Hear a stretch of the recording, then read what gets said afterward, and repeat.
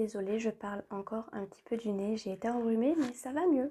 Bonjour et bienvenue dans cette nouvelle vidéo. Sur cette chaîne, on parle de tous les sujets qui tournent autour de la trentaine. Donc même si vous êtes un petit peu avant 30 ans ou même un petit peu après 30 ans, vous êtes au bon endroit.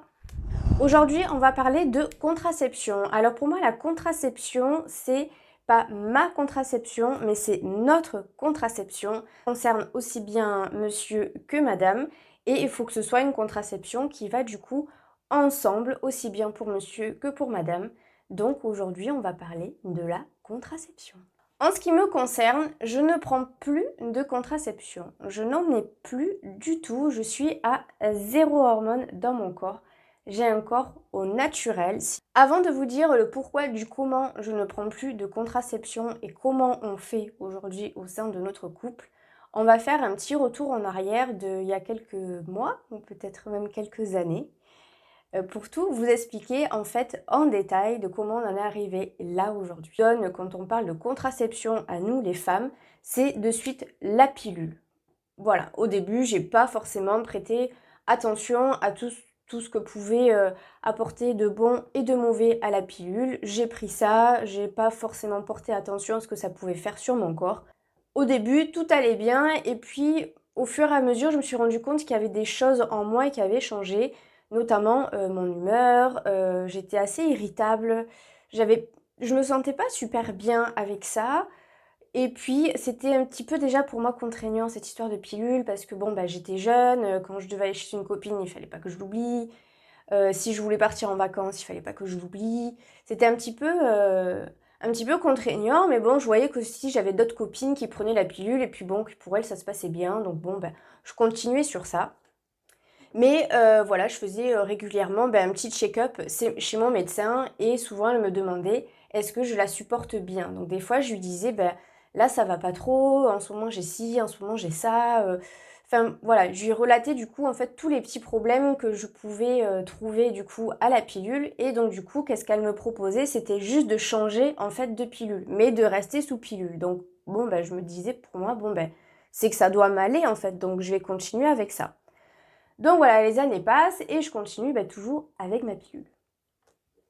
Jusqu'au moment où en fait je vais commencer à travailler la nuit et là ça commence un petit peu à se corser parce que du coup j'étais à l'envers de tout le monde, je dormais la journée et je travaillais la nuit. Donc déjà, il faut déjà que psychologiquement je me fasse à l'idée de travailler la nuit, si j'avais jamais travaillé la nuit. Et de deux, je me dis, il faut surtout pas, mais surtout pas que j'oublie ma pilule. Il faut surtout pas que je l'oublie. Donc tous les soirs, avant de partir travailler, je vérifiais bien que j'avais bien pris ma pilule, etc. Mais ça me mettait encore un autre truc en tête et une autre charge du coup dans ma tête. Et ça m'ennuyait beaucoup. Donc je retourne voir mon médecin et je lui demande de me passer sous implant. Donc, pour ceux qui ne savent pas ce que c'est l'implant, c'est un petit bâtonnet qu'on vous met là, mais j'ai encore un petit peu la cicatrice, qu'on vous met là dans le bras. Moi, je suis gauchère, donc du coup, on me l'a mis dans le bras droit. Mais si vous êtes droitier, on vous le met dans le bras gauche, voilà, pour que ça vous gêne le moins possible. Donc, je mets mon petit implant. Tout se passe très bien pendant 7 mois. Et arrivé au 7e mois, j'ai fait des règles hémorragiques. Je vous raconte pas comment c'était dans ma tête parce que c'est quelque chose de vraiment qui m'a traumatisée. Ces hémorragies, ça m'a tuée. Ça m'a franchement, j'ai cru que ouais, j'étais à la fin de ma vie. Donc je me rends aux urgences parce que forcément, il vous arrive toujours un pépin le week-end. Et oui. Donc voilà, je me rends aux urgences et là, l'urgentiste me dit qu'il faut impérativement que j'arrête les hormones, que j'enlève l'implant et que je passe au stérilet en cuivre. Donc moi, j'ai pas trop encore cherché à comprendre. J'ai dit très bien, elle est urgentiste, mais bon, elle doit savoir ce qu'elle dit. Donc je vais prendre toutes les ordonnances qu'elle m'a faites et je vais aller voir mon médecin, en discuter avec elle, vu que c'est elle qui me connaît le mieux. Donc je prends toutes mes petites ordonnances, je file chez mon médecin et là elle me dit oui, il se peut fortement qu'elle ait raison parce que l'implant, en fait, ça vous diffuse des hormones en continu. Tout le temps, tout le temps, tout le temps, tout le temps, tout le temps, pendant 3 ans. Et après, au bout de 3 ans, on rechange d'implant et c'est reparti pour 3 ans. Donc en fait, mon corps était justement trop surchargé d'hormones et il n'a pas compris ce qui se passait. Donc du coup, il a fait un peu n'importe quoi et il a fait peut-être, je pense, juste un petit peu ce qu'il a pu faire. Voilà. Donc je suis passée au stérilet en cuivre. Donc le stérilet en cuivre, j'ai douillé à la pause. Je pense qu'il y en a beaucoup qui douillent bien comme il faut. Pendant une bonne semaine, j'ai bien eu mal. Donc j'ai fait ce que m'a dit du coup la sage-femme qui m'a posé mon stérilet. Les premières règles que j'ai eues étaient la même qu'avec l'implant. J'ai fait une hémorragie encore une fois. Bien sûr, c'était encore une fois le week-end. Donc je retourne aux urgences. Donc là, on me dit qu'il n'y a rien d'extraordinaire, qu'il n'y a rien de foufou à ce que j'ai des règles assez abondantes avec un stérilet. Moi, on m'avait pas prévenu et du coup, je vous avoue que franchement, ça m'a vachement surpris. Pour moi, je m'attendais pas du tout à ça avec un stérilet. Donc, on me donne un petit comprimé pour quand même soulager parce que quand même, j'étais vraiment mal, j'avais des grosses douleurs, j'étais très pâle, j'avais très peu d'appétit, je me sentais vraiment pas bien. Donc, on m'a donné un petit comprimé à prendre pour un petit peu quand même arrêter quand même ces écoulements de sang assez importants. Le deuxième mois avec le stérilet, c'était encore la même chose, mais en un peu plus fort encore, on va corser les trucs. Et là, je me dis non mais c'est pas possible, là je peux pas rester comme ça. Je n'avais plus de comprimés du coup pour arrêter un petit peu ces écoulements de sang. Donc je retourne aux urgences et là je leur dis que vraiment ça va pas. Ça fait quand même le 3e mois que je subis des règles aussi importantes et fatigantes et que je me sens pas bien avec le stérilet. Donc on me dit écoutez, faites-le retirer le stérilet. Si vraiment vous vous sentez pas bien, il se peut que ça vienne de là. Donc je vais voir du coup la personne qui m'a posé le stérilet, j'en discute avec elle qui est une sage-femme. Sachez que les sages-femmes, elles sont là aussi pour parler de contraception. Ça fait partie aussi de leur métier et elles savent très bien de quoi elles parlent. J'en parle du coup à la sage-femme et je lui dis que voilà, avec le stérilet, je suis pas bien du tout, que j'ai toujours quand même des douleurs, que je me sens pas bien, que quand j'ai des règles, elles sont hyper abondantes et que ça me fatigue beaucoup. Et là, sans surprise pour la sage-femme, elle me dit vu que tu en avais parlé avec ton médecin et que ton médecin était OK pour que je te pose un stérilet, je te l'ai posé. Le stérilet, je ne vais pas à l'encontre de ce qu'un médecin dit et qui connaît bien son patient. Elle dit, mais moi, quand il y a quelqu'un qui vient et qui me dit, je veux poser un stérilet en cuivre et non hormonal, elle me dit en général, je refuse. Parce que je sais très bien que ce genre de stérilet en cuivre sur quelqu'un qui n'a pas eu d'enfant, ça peut provoquer des règles très abondantes. Ce qui était mon cas. Donc du coup, j'ai rediscuté avec elle de ce que je pouvais prendre comme contraception parce que là, franchement, j'étais totalement perdue. Qu'est-ce que je peux prendre pour me sentir bien et que ça aille aussi pour moi dans mon couple parce que ça a gêné aussi beaucoup Antoine de savoir que j'avais des choses dans mon corps. Ça le gênait beaucoup et c'est vrai que moi, j'étais pas très à l'aise non plus avec des trucs qui sont dans mon corps que l'on ne voit pas forcément. Ça nous rendait assez mal à l'aise. Donc du coup, elle m'a dit ce que je te propose, c'est qu'on aille sur une pilule qui soit microdosée pour éviter tous les problèmes que tu as eu avec stérilet, implant et les autres pilules que tu as eu auparavant. Donc je retourne avec ma petite pilule. J'étais pas trop contente, mais bon, tant pis. Je commence à me renseigner sur les contraceptions naturelles. Oui, il en existe plusieurs et j'ai pas trouvé celle qui me convenait le mieux, mais je vais quand même les partager avec vous. Donc vous avez en premier lieu la symptothermie. Là, c'est une contraception du coup qui est 100% naturelle, qui est sans hormones. Et ça consiste à prendre sa température tous les matins avant de sortir du lit et de répertorier tout ce que l'on ressent au niveau de son corps. Ça peut être autant sur ses pertes, ça peut être sur les douleurs que l'on sent, ça peut être sur sa santé en général. Ça prend en fait plusieurs paramètres. Et le mieux est de tenir un petit calendrier pour savoir en fait quand est-ce qu'on ovule, quand est-ce qu'on a nos règles, quand est-ce que, voilà, pour savoir un petit peu où on est dans son cycle.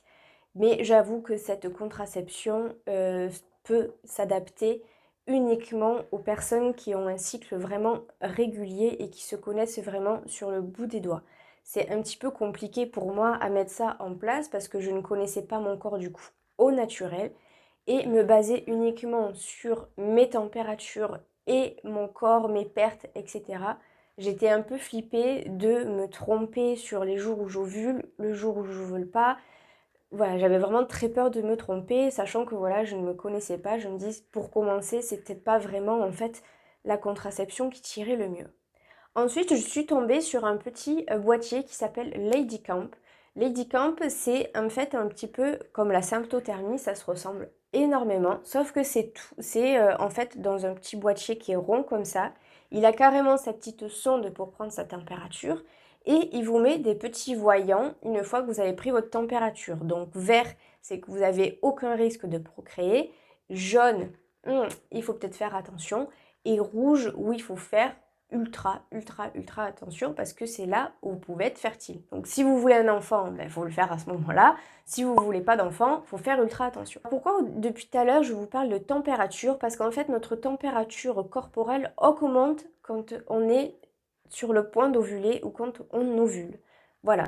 Donc même si Lady Camp me rassurait énormément parce que je me disais c'est un ensemble de paramètres qui est carrément enregistré dedans, c'est pas à moi de tout noter sur un bout de papier ou sur un cahier ou quoi que ce soit. Tout était dans une même chose et je trouvais ça hyper pratique.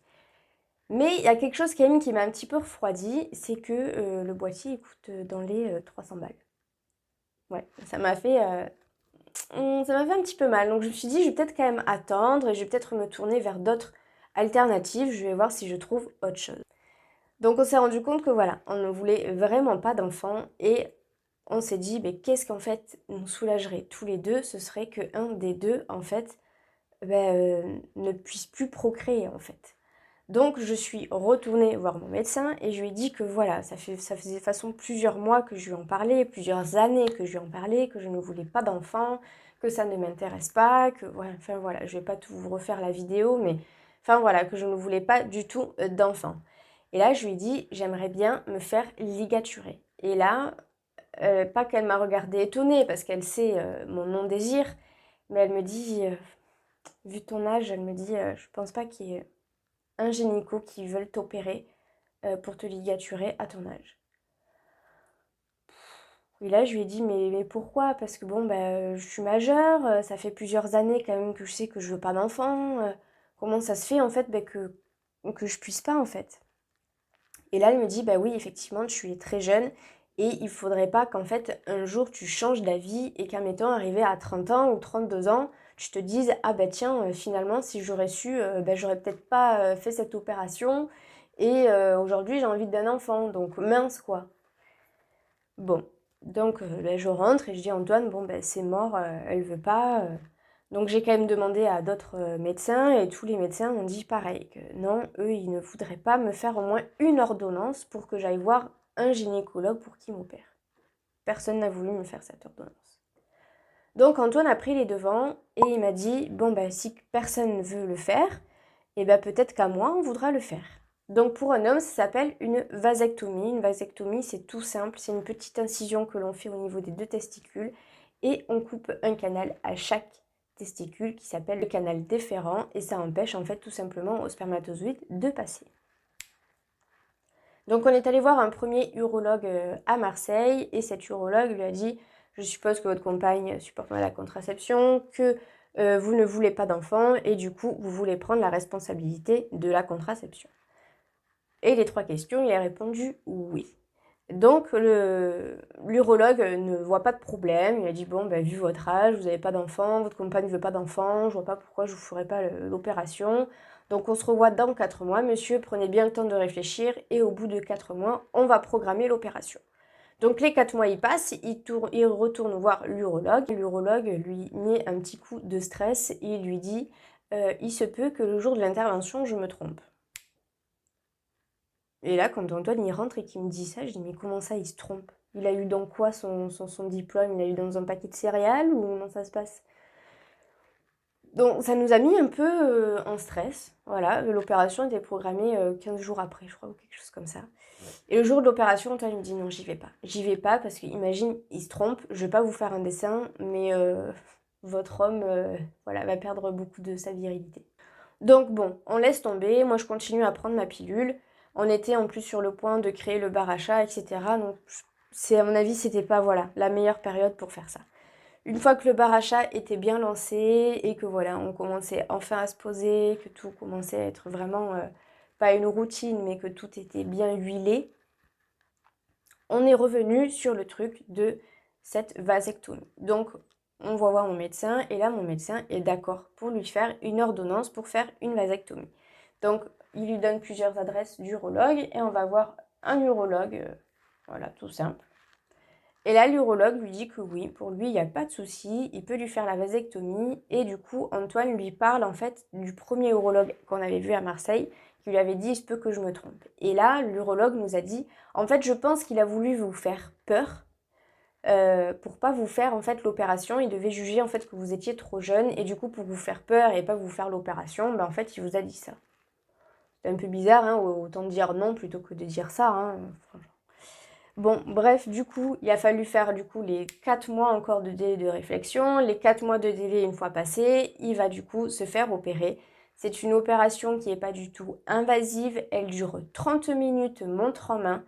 Il est rentré le matin, je crois, vers 8h et à 13h, il est sorti. Il était frais comme un gardon. Franchement, on m'aurait pas dit qu'il aurait eu l'anesthésie générale, je l'aurais même pas vu. Quelques douleurs pendant au moins 3-4 jours parce que c'est un endroit qui est très sensible, hein, on va pas se mentir. Donc voilà, c'est un endroit qui est très sensible, qui est très vite douloureux. Donc pendant quelques jours, il a eu quelques douleurs. Et puis après, au bout d'une semaine, 2 semaines, 3 semaines, impeccable. Franchement, c'est par rapport à nous les femmes, quand on se fait ligaturer, il faut bien qu'on reste 3 semaines au lit, à pas forcer, à pas faire ci, à pas faire ça. Par contre, pour l'homme, franchement, c'est le plus rapide possible, c'est le moins invasif possible, c'est le moins douloureux possible aussi. Donc franchement, messieurs ou mesdames, si monsieur est prêt à prendre la contraception pour lui et qui veut faire la vasectomie, franchement, faites-le parce que en plus, ça coûte rien, ça coûte 0. Nous, on a sorti 0. Donc, comment ça se passe après la vasectomie? Il faut encore attendre 4 mois. Pourquoi attendre 4 mois? Il faut juste en fait attendre qu'il n'y ait plus de spermatozoïdes qui passent par les petits tuyaux qu'on a coupés pour être sûr que voilà, qu'on n'ait pas de risque de tomber enceinte. Donc, au bout de ces 4 mois, il faut passer un petit examen. Une fois que cet examen, le spermogramme est passé, vous avez rendez-vous avec l'urologue et l'urologue peut vous dire si oui ou non madame peut arrêter sa contraception. Donc nous c'était notre cas, donc j'ai fini ma plaquette KM de pilule comme m'avait conseillé mon médecin et j'ai arrêté ma pilule. Donc aujourd'hui je n'ai plus de contraception, je n'ai plus peur ou d'oublier ma pilule ou de faire changer un implant ou de faire changer un stérilet. Je n'ai plus peur de me tromper sur mes températures ou sur quoi que ce soit. Je suis libre comme l'air. Je disais au début de la vidéo que la contraception, c'est pas une histoire de femme, c'est que vraiment, c'est pas vraiment qu'une histoire de femme, c'est une histoire de couple. Nous, on savait dans notre couple qu'on ne voulait pas d'enfants et je me voyais pas prendre toute ma vie des hormones ou penser tous les 3 ans à devoir aller faire changer du coup mon stérilet ou aller faire changer mon implant ou à machin ou à truc. Là vraiment je n'ai plus aucun souci et Antoine non plus. Donc je ne vais pas vous faire de dessin, mais du coup dans votre vie de couple, eh ben, tout se passe beaucoup mieux parce que vous n'avez aucune autre chose à penser que juste à vous deux. Voilà, vous n'avez plus rien d'autre à penser, vous êtes libre comme l'air et je vous raconte pas comme ça décharge mentalement de plus avoir à penser à la contraception. Donc on arrive sur la fin de cette vidéo. Si vous avez des questions concernant la vasectomie ou la contraception, n'hésitez pas du coup à me laisser un petit commentaire, j'y répondrai avec grand plaisir. Vous pouvez de suite me retrouver sur Instagram où je poste très régulièrement. Je vous embrasse très fort et je vous dis à la prochaine.